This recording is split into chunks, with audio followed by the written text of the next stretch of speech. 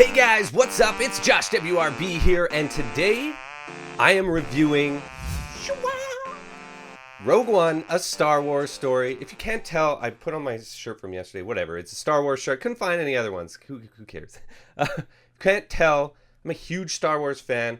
I was really excited to see how they did the first side story for Star Wars, and how it was going to start. If there was going to be rolling titles at the beginning, and how if they were going to do the score at the beginning, because every time, and especially when I saw episode 7 and that da-da-da starts and you get the Star Wars song and everything, it was just everyone cheers and yeah, and that did not happen with this movie. They just kind of went into it, and I was like, oh, it started with a long time ago in a galaxy far, far away, and then it just kind of goes into the movie, and I was like, oh man, that get pumped for this movie part that I'm so used to with Star Wars wasn't there. So it kind of started the movie off on the wrong foot for me, almost, to, if that makes sense. This movie was really badass. It's, if you guys haven't seen the trailer, don't know what it's about the rebellion makes a risky move to steal the plans of the Death Star, setting up an epic saga to follow. Yes, that is essentially what this movie, well, not essentially, that is what this movie is about. It is about a small group of people trying to go and get the plans for the Death Star. This movie is small in scale for story, but huge in action and budget and all that stuff, because it is Star Wars. They threw everything they could at this movie, and it is a spectacle. It is really fun for your eyes. The action scenes in space just look so good. So I'm going to talk to you guys about my positives about this movie. The throwbacks to the originals were awesome, and the throwbacks aren't super apparent at some points. There's subtle ones, as well as the few big ones that happen, but they're not so overpowering that they take away from what is happening in this movie. This one is a standalone, and it does stand on its own 2 feet. The action scenes, like I said, were just unbelievable, and this is a huge blockbuster popcorn movie for the end of the year. This is the time they're making Star Wars movies come out now, along with all the other best movies of the year. So I really like that they do that, and it's not just part of the summer blockbuster hits. This didn't feel like a normal Star Wars movie. It felt like a gritty, almost war action movie set in the Star Wars universe. And I'm sure when you see this, you'll probably have that same feeling if you haven't seen it already. This feels like the story is very small, and it's grounded. The storyline in episode 7 is just so massive now. There's so many different storylines and characters and blah blah blah that the scale is just so big. This one, you know its limitations, because you already know that in A New Hope, they have the plans for the Death Star. So how did they get those plans? This is the movie that shows literally just how they got those plans, right? So you know that the end point of the story for this one. This movie was a lot funnier than I thought it was going to be as well, because the trailer makes it out to be really overly serious and stuff like that, and it is.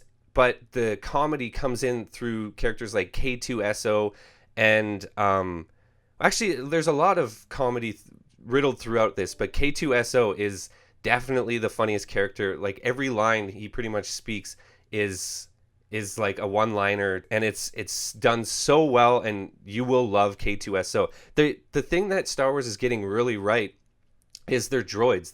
They know how to do droids really well and make them into these funny characters. BB-8 had a lot of funny moments, and he's just beeping. R2-D2 is my favorite droid of all time, but K2SO is now up there with R2-D2, and that's saying something, because he's only been in this movie, and there you go, right? Donnie Yen's character, he plays a blind wannabe Jedi, and he is unreal. His fight sequences, you can see that he's blind, but obviously he's not really blind, but he is just so awesome with his fighting scenes and stuff against countless numbers of stormtroopers and stuff. It's just done so well, and he's just badass, and his sidekick that has the gun for him is so good as well.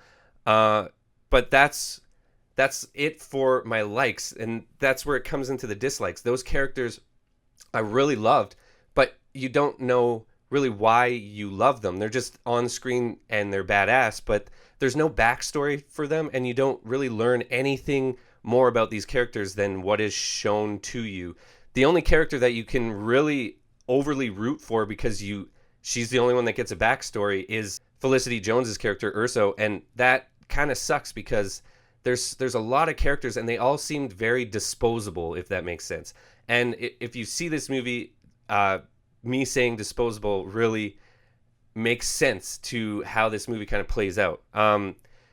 Darth Vader is literally only in this movie for like 2 seconds, and that really sucks because that's a character that I think could have tied this whole movie in a lot better. The bad guys in this movie aren't anywhere near as cool or as badass as Darth Vader, and they're on screen like too much. They're just like little whiny bad, I don't know, they're just whiny and obviously not as cool as Darth Vader. So if Darth Vader was injected into this movie a little more, it probably would have it would have made the sense of urgency a little more. Another thing that really like I said at the beginning, after the title sequence comes out and it feels like it starts off on the wrong foot, the whole first act kind of stumbled along and didn't really feel like it was making sense. It was just kind of there to be there to get to the action scenes and stuff, and it was kind of boring. There was always like something just out of reach. You have to do this to send the plans, and you have to do this,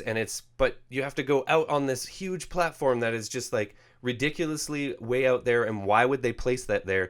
Just so you can get like a huge cinematic look of the thing. And it's like, oh, in order to send the plans, you have to turn this lever that's like insanely huge, and why would it be right out in the middle of nowhere?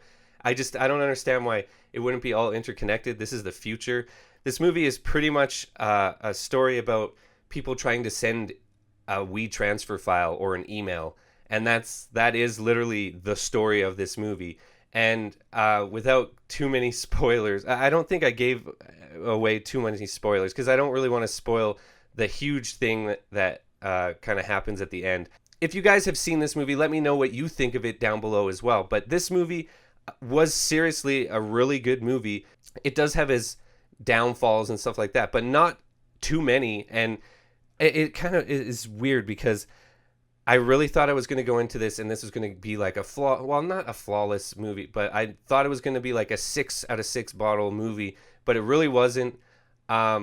It's still something that I will watch again and again and buy the Blu-ray, and that's just kind of what I do. I'm a Star Wars fan, and this holds up, but I don't think the characters have as much gusto or rewatchability as like the original characters do, like a Han Solo or Luke. I just don't think this one's going to live up to the originals, or I think like the new storylines going forward, like episode 8 and stuff.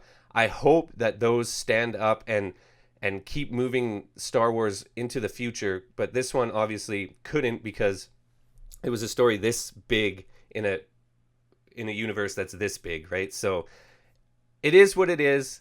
I loved it still. It's getting 5 out of 6 bottles from me. I wanted so badly for it to be a 6-bottle movie, but there you guys go. If you guys enjoyed this review, don't forget to hit that thumbs up button. It tells me that you guys are enjoying these reviews, and yeah, thank you guys so much for stopping by. We'll see you next time. Don't forget to click this video you see on the screen. You might actually like it. Hit that subscribe button if you haven't already. Have a nice day, guys.